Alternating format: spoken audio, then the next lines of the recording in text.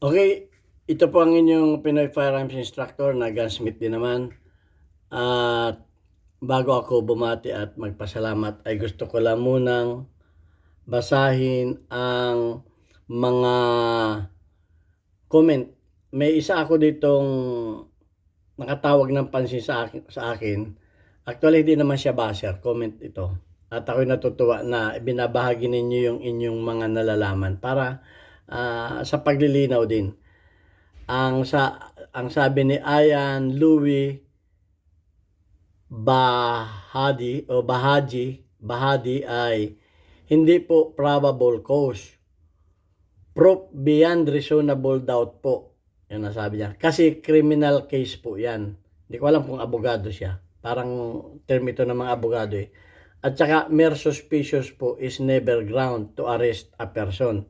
Ibig sabihin, kung napagsuspitsahan ka lang ay hindi ka pwedeng arestuhin.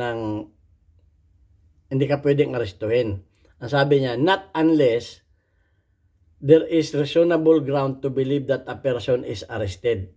May reasonable doubt. Bakit ka arestuhin? Yun ang ibig niya sabihin. Is about to commit kung may binabala ka may gagawin ka ng crime or actually committing a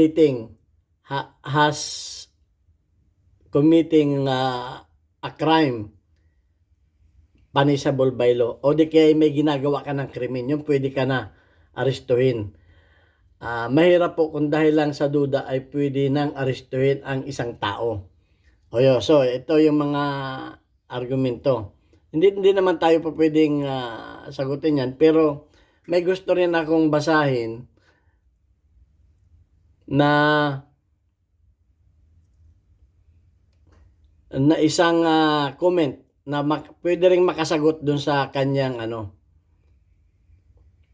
ang sabi niya, halimbawa itong si Private Eye Publisher, may tanong rin siya. Halimbawa po, may rifle bag sa sasakyan, tapos sabi ng pulis, buksan mo yan. Buksan mo nga yung bag, tingnan ko laman. Nandun na yung duda. Pwede ba nating buksan o hindi? Yan ang tanong naman niya.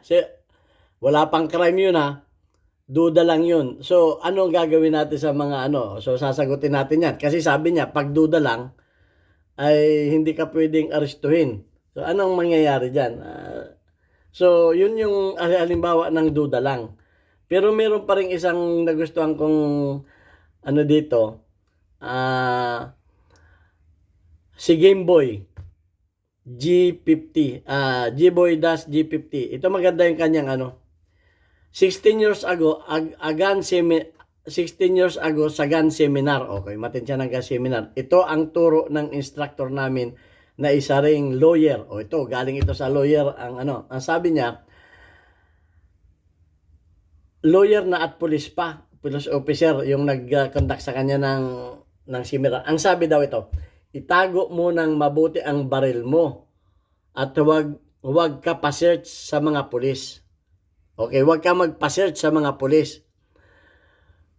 Kung mamilit sila at hindi ka pumayag, matiteknikal sila kahit may nakuha pa. So, kung wala namang basta wala naman sila nakikitang suspicious at pinilit ka nilang i-search, matiteknikal sila. Yun ang sabi ng abogadong pulis. Kahit pa may makukuha sila, may technicality doon. Pero, sabi, malas mo rin kung may barilan at kahawig sa kotse mo, ang description, hahalugugin ang kotse mo at huli ka kung may nakuha sa iyo. So, suspicious pa rin yun. So, yun ang babalansihin natin. So, ayan, at bago yan natin bigyan ng linaw, kasi yung ay nagbabanggaan. So, linawin natin yan kung alin dyan ang mananalo. So, hindi tayo abogado, Pero maganda rin yung mga argumento ng ganyan para may alam tayo. So, bago yan, ay pasasalamatan ko lamang yung ating mga subscribers na tayo ay malapit na maging 41K. At maraming salamat sa inyong share ng ating mga video sa pagla-like at sa mga ganda ninyong comment. Okay, so pasensya na kay Kristolan, Kristomo, Kristomo, Prolan. Kasi binabas niya tayo sa ating mga intro. Ito pong aking YouTube channel ay ginawa ko para sa lagi ko sinasabi na ito ay ginawa ko para sa pagcha-charity. Yung iba nagagalit pag binabanggit ko ito dahil ang pagtuturo ko sa hindi naman ito talaga ang purpose ko. Ang purpose ko ay para magkapera at may tulong sa ating sa ating mga beneficiary ng mga anak ng single parent na 6 sila. Kaya nga ako'y nananawagan sa inyo na kung may kaunti kayong barya, ay baka naman pwede ninyong bigyan yung ating GCash number. Ako po ay magandang kinikita dito sa aming kumpanya. 21 years na ako dito nagtatrabaho bilang isang firearms instructor, gunsmith consultant. Baka naman po pwede ninyong padala yung ating at maraming salamat doon sa mga nagpadala na dyan. Okay, at pasasalamatan ko rin si Noli Peace America na nagpapadala sa ating mga siyempre, pasasalamatan ko yung mga nagpadala doon sa ating mga premiere videos, nagpalipad ng cash na yan ay gagamitin naman natin sa pambili ng mga school supplies ng ating mga estudyante. Ayan. So, sagutin na natin yung yung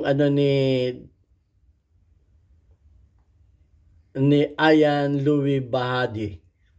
Okay, ang sabi niya, hindi po probable cause, proof beyond reasonable doubt. Ang pagkakaintindi ko dito sa proof beyond reasonable doubt, ito po yung verdict. Verdict ito ng mga judge. Pag ikaw ay hinatulan na, ang hatol ay beyond reasonable doubt. Walang bahid na naririnig ko ito sa mga abogado kasi meron din ako kasing bayaw na abogado na minsan pag ako nagbabakasyon, shout out kay Attorney Placido De Leon Jr. Minsan ako ay sumasama sa kanya sa mga hearing. At ito ang lagi kong, at saka yung mga usapan ng mga abogado, mahilig akong marites dyan. Itong beyond reasonable doubt, ito po yung verdict o yung hatol. Lagi walang ikaw, si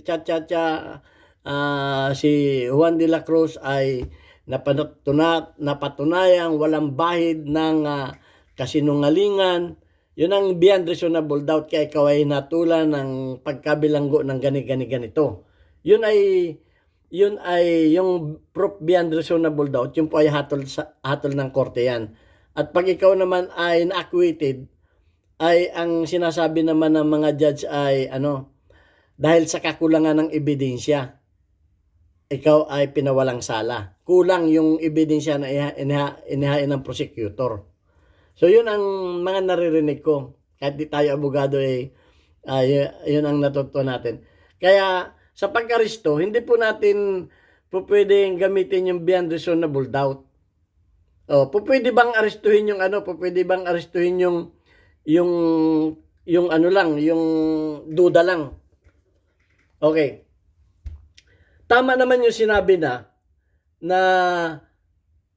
pag yung suspicious kasi yung suspicious ay hindi pwedeng aristuhin ng isang tao kung suspicious lamang, pero may mga instances din na pagsuspita. Kagaya nga yung isang sa atin na pagsuspitsahan yung sasakyan mo dahil may nangyaring barilan, putukan. So inalarma yung sasakyan. Yung itim na SUV na ang kulay ay ang kulay itim na alarmahin na ngayon ay nagkataon ngayon yung Ford na sasakyan na SUV. Yan, ngayon lahat ng itim na Ford na SUV ngayon ay paparahin yan. Ay ngayon ay suspitsado ka. Suspicious ka. Dahil yung sasakyan mo, malas mo, naging katulad nung hinahabol na sasakyan. Obligado ka isi-search, pwedeng isi-search yan kahit wala ka pang Pero kung wala namang, hindi naka-alarma yung sasakyan at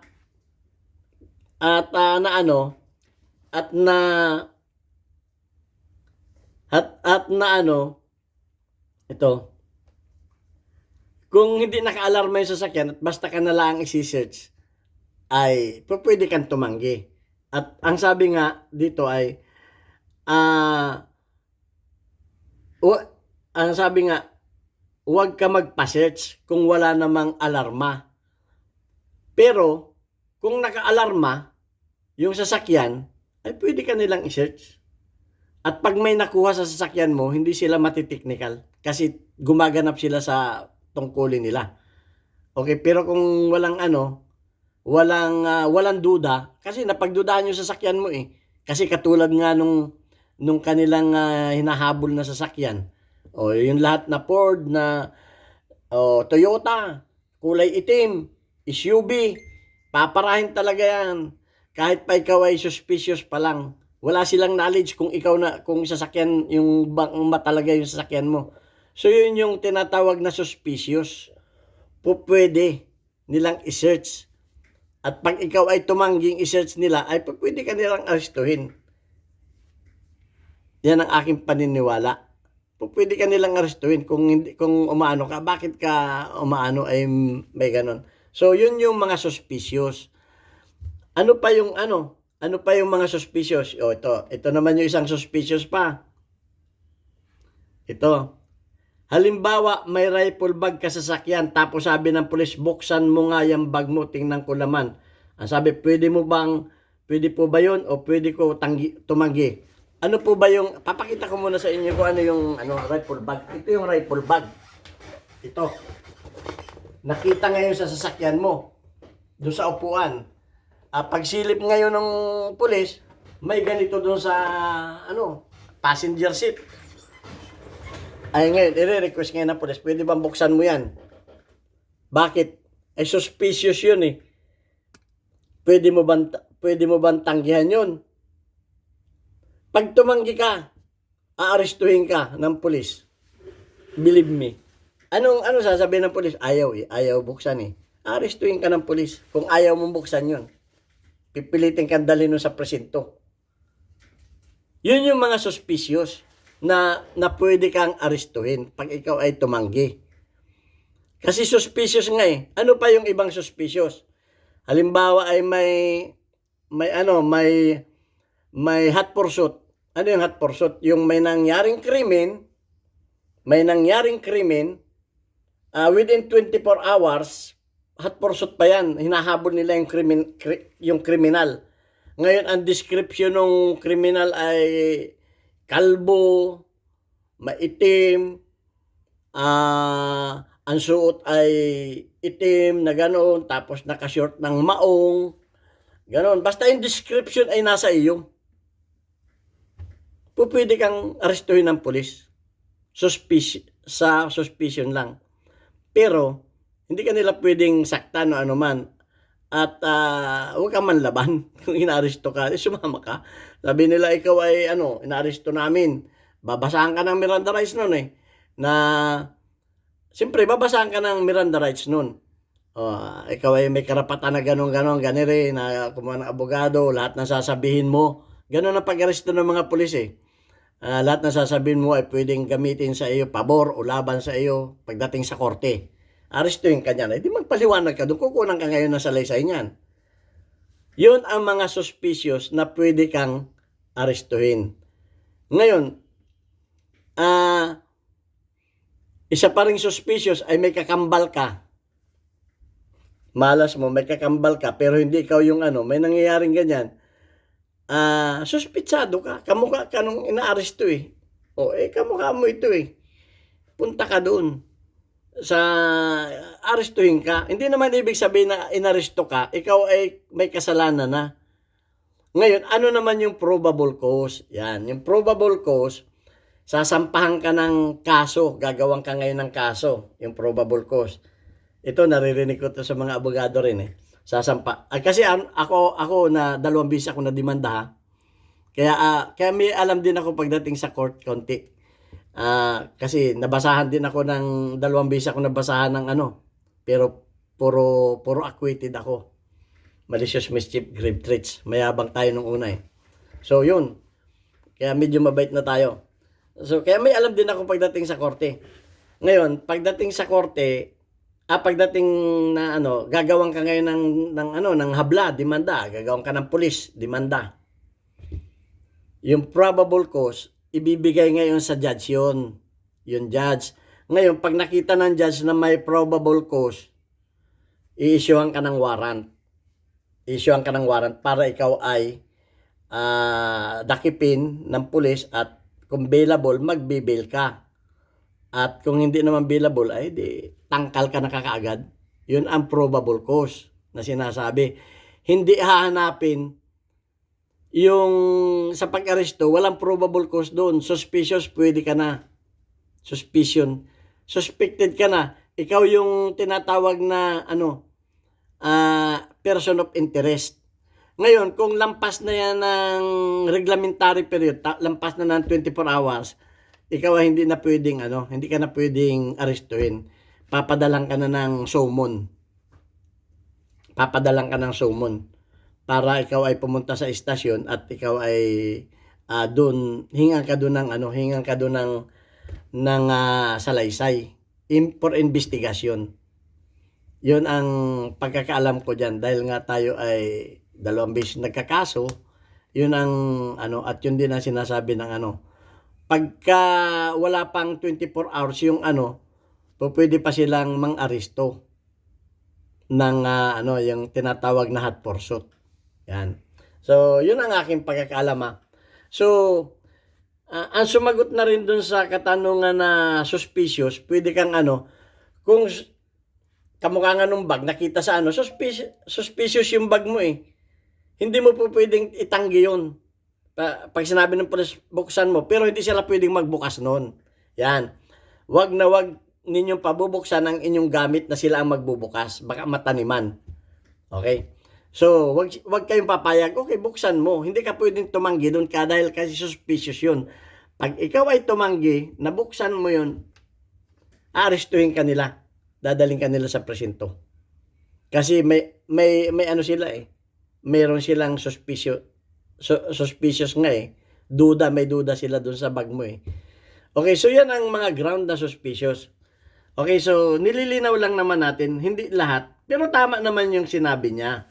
Pero may exemption. Lahat ng batas kasi may exemption. Lahat ng batas ay may exemption. So, yun nga. So, yung si private ay publisher ay nasagot na natin yung iyong katanungan. Na pag may nakita po bang halimbawa may sakyan, may nakita po bang na rifle bag. Rifle bag ang nakasabi dito eh. Rifle bag sa sasakyan. Pwede mo bang pabuksan ng pulis yun? Buksan mo. Para walang hindi ka para hindi ka hindi ka hulihin ng pulis. Kung hindi mo yan ay suspicious ka, hulihin ka. So yun ang ayun ang sagot ko diyan. Bahala kayo.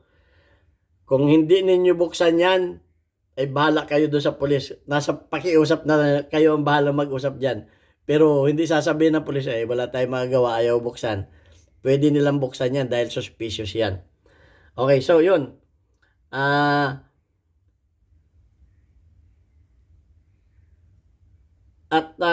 Ito naman ay nililinaw lamang natin. So,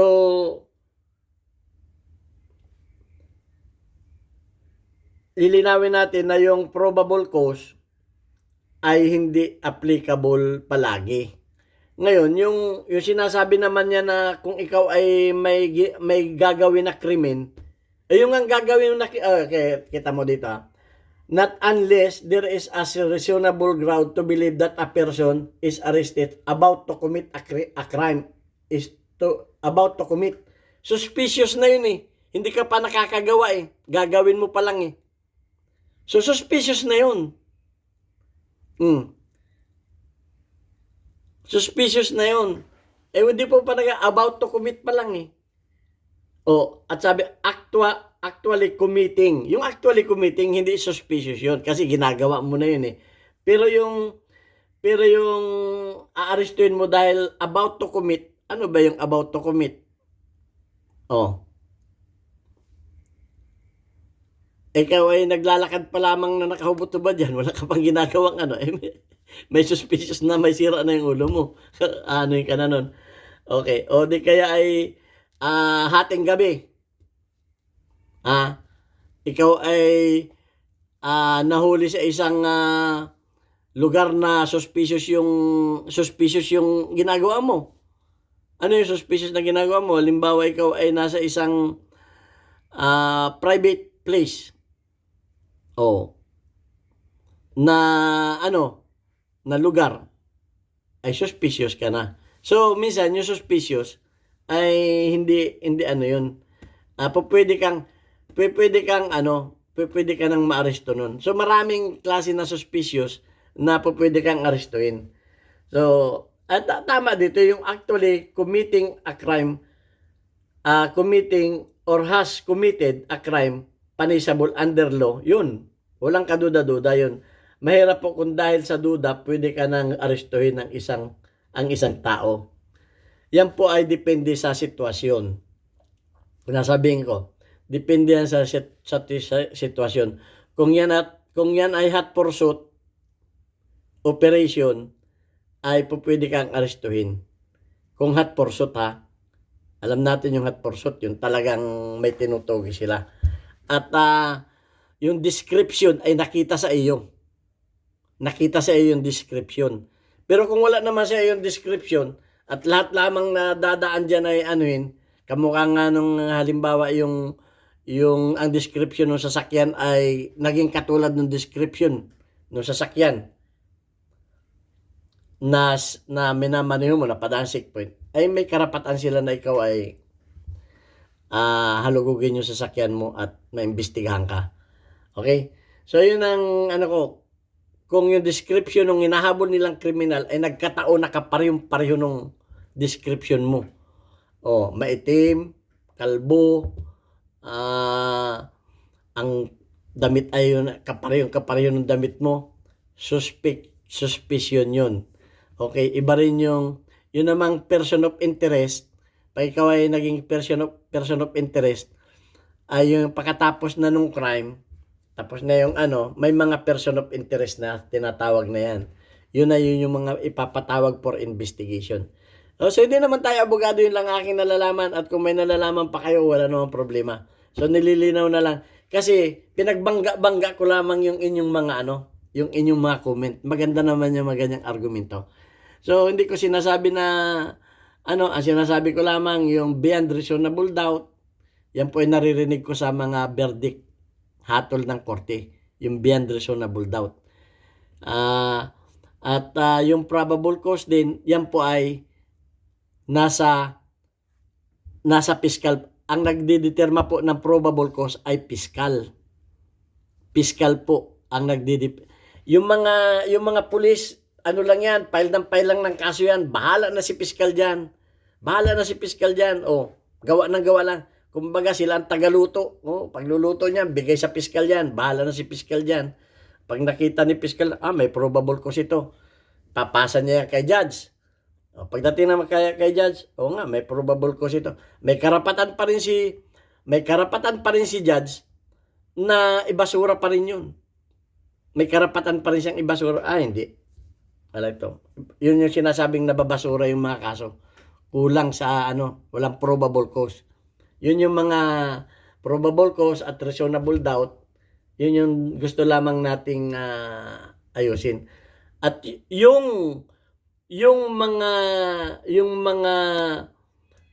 mga suspicious, yan ay sa kapulisan yan. Hawak ng kapulisan yan, mga suspicious. Okay? Pagdating sa suspicious, mga pulis ang may otoridad yan. Malas mo lamang talaga pag ikaw ay, yung nga sinasabi niya, malas. Pag dumaan ka sa checkpoint at yung sasakyan mo ay nakatimbre o yung model ng sasakyan at kulay ng sasakyan mo ay nakatimbre